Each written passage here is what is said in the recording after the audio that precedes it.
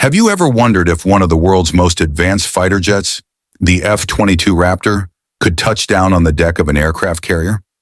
It's a question that sparks curiosity about the true limits of this technological marvel. After all, it's built for stealth, speed, and air dominance, but can it handle the unique challenges of carrier operations? Landing on a carrier isn't just about skill.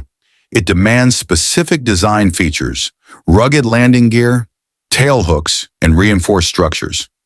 So does the F-22 have what it takes to pull off this daring feat?